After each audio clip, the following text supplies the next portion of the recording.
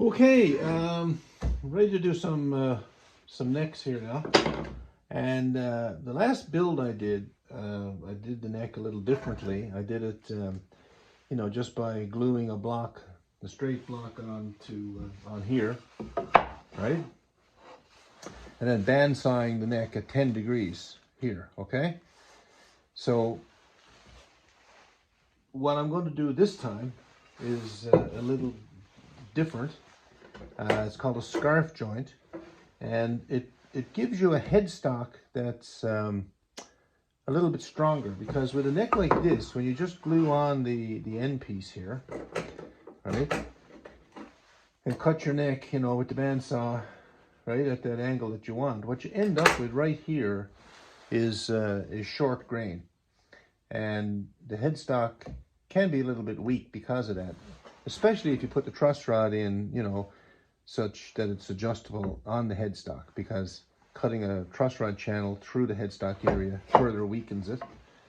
And this sort of a neck construction is best suited to a truss rod that's adjusted from the sound hole, because the end only comes up to about here and does not cross the nut, right? So in this neck, what I'm going to do is a scarf joint. And I'm going to do a different neck angle this time. I'm going to do a slightly steeper neck angle. We're going to go at 15 degrees. All right. And what you do is you cut the neck off here at this 15-degree angle. And we're going to do it such that we've got room for our headstock to fit. Okay. So it'll be about right here. So we're going to cut this off here. And then we're going to flip it over, and I'll show you afterwards how it goes. There's two ways you can do this headstock, but it's important to know before you make the cut what way you're going to, position the end piece, okay, whether it's going to be on the top or on the bottom, and I'll show you why. Right now we're going to be doing the end piece on the top, and our headstock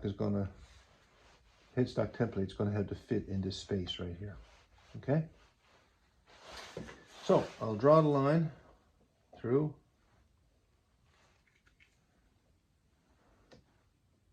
and then we'll take it to the table saw. We'll actually make the cut. Now, what I've got on my table saw is this Incra Jig, okay, which is for cutting different angles. Now, you don't have to get one of these things to cut this angle. I just happen to have it, and I like using it, but there are other ways to do it. My table saw as well is a little bit small for this. I like a slightly bigger table saw, but you work with what you got, right? Now I'm going to position this workpiece here so that my table saw cuts right in where I want it to, and then I'm going to clamp the workpiece in place. So we'll put a clamp right here, like this, and another clamp like this.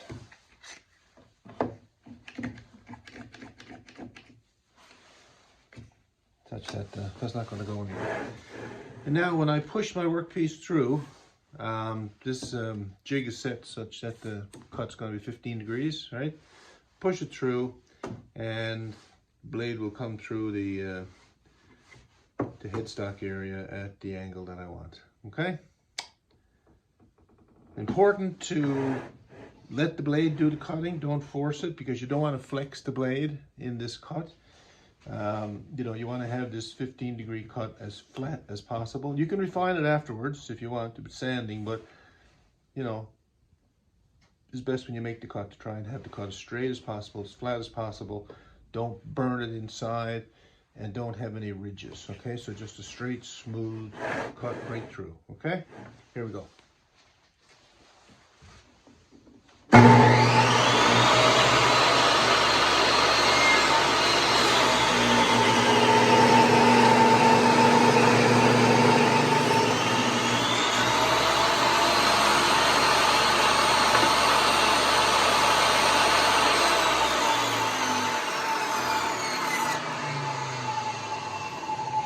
There we go. Okay, we're back at the bench again. So here's the cut, okay? This was the original position of the board, okay? So I made the 15-degree cut right through here. This is the end piece, all right? Now, what I'm going to do is flip it over this way, and we're going to glue that on there like that. All right? And then this is going to be our headstock right here, okay? Right? And then we're going to bandsaw this further down so that what's left here is about a ½ an inch thick, okay?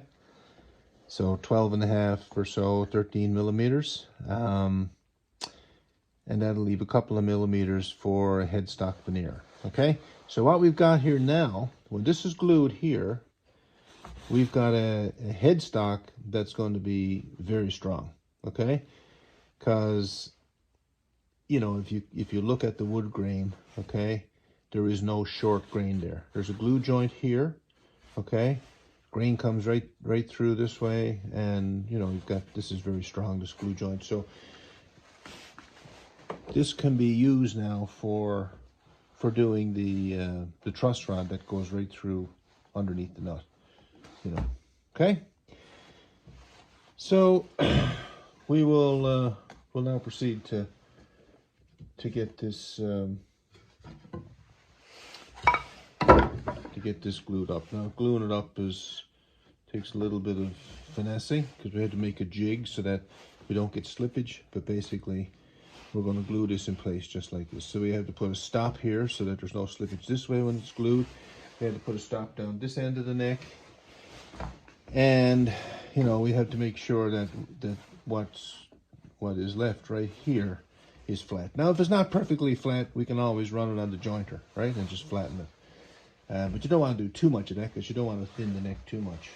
But this basically is a scarf joint. Now the other way to put a scarf joint on, you can flip it this way and put it on the top like we're going to do, or you can also put it on the bottom like this, okay? All right. But this leaves a crease down here, and I don't think it's as strong, okay? But it's another way of doing it, right? I think that this is probably the best way to do the joint, okay? The crease is up here, you know, kind of in the volute area, and you know, we can sand this in, make it look pretty good. You can also put a headstock veneer on the back that will help to conceal some of this. So anyway, this is the way we're going to do this, all right? Now, I don't know if you can see this or not, but here's the system that I'm going to use to glue this scarf joint. Got a block put down here. I'm going to take the end of the neck and I'm going to rest it against that block. I've got a bench dog in here. This piece of mahogany is just a support that I'm going to use along the back of the neck. All right, so that goes against the bench dog. All right, and then this is my piece here. I'm going to glue it right in here, okay, like that. And I'm going to put a block here and clamp that there. So basically the headstock can't move forward and the neck can't, you know, this part can't move backward. I'm going to clamp this along here, and of course I'm going to put clamps right here where the glue is going to be. Got a piece of wax paper here because I don't like to get my bench all messed up when I'm doing this, right? And yeah, that should work out okay. All right. And I've got a clamping plan. So this is a dry clamping setup, and like I mentioned before, it's always a good idea to you know, to do your clamping dry, to make sure you know exactly where all your clamps are going to go, so that you're not, you know, fumbling around with this later on and losing you know, precious time when the glue is drying. So just make sure that, you know, we've got everything clamped optimally, get the clamps in the best position that you can get them in, and then go for it. Right? So I think we're all set to go. Get some glue on this, clamp it in place. It's not going to go anywhere, right? I'm going to put, you know, a couple of clamps on the neck down here as well. So I'll just so this setup doesn't move at all.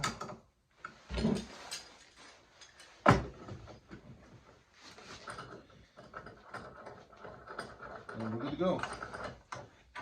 There. So we got a 15-degree headstock here now when this is all done. Excellent. All right. And I hope we're ready to go. I think we are. Seems like we got most everything covered. All right. That's going to go like that. So I need glue right here. All over this part of the joint.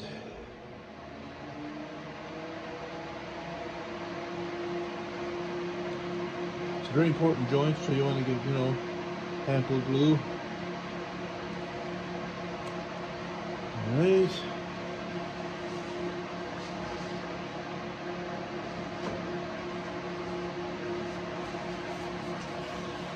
Now, also, I think for cleanliness sake, I'm going to put a little bit of wax paper in here. So, and also not only for cleanliness, but so that this support piece here doesn't get glued onto the joint. I'm going to put a little piece of wax paper right there. Okay. All right.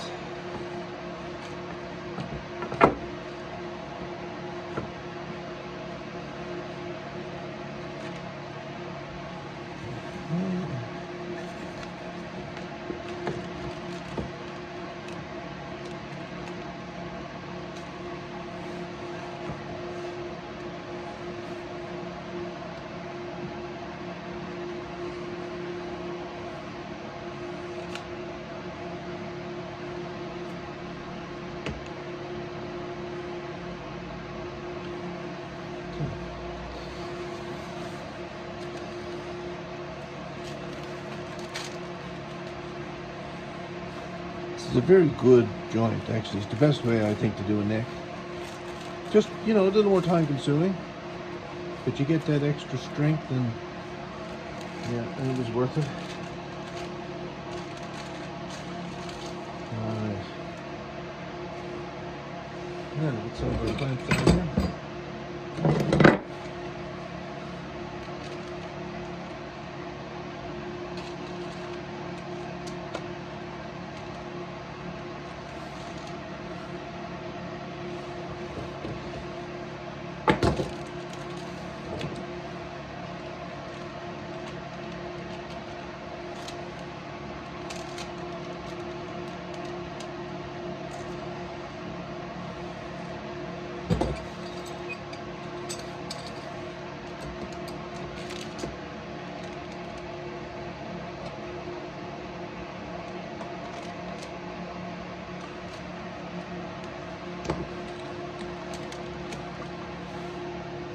Never enough clamps.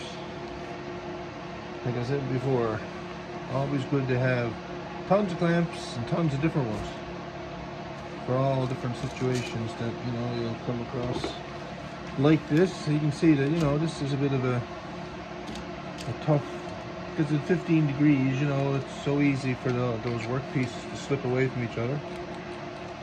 So, there we go.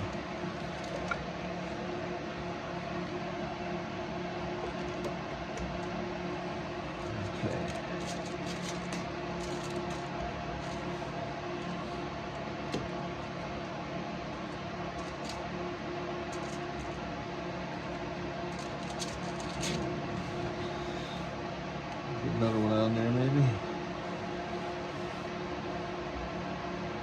There we go.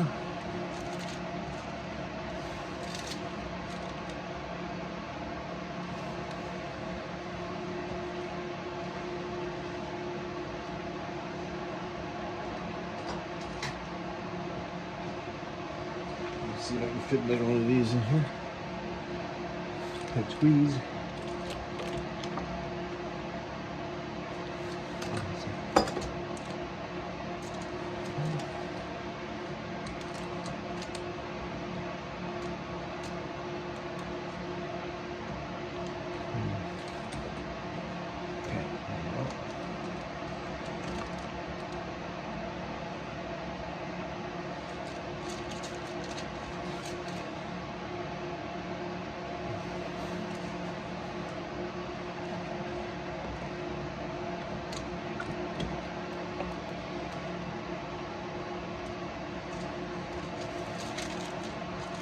Anyway, this is going to be just fine.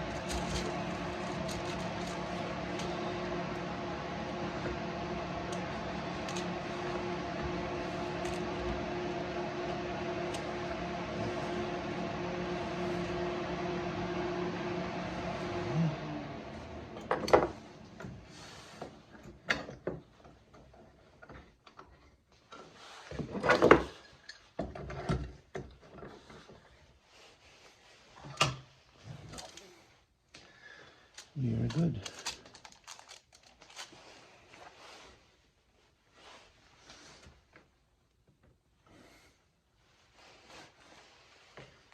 All done. So let that sit for a while now, and then yeah, excellent.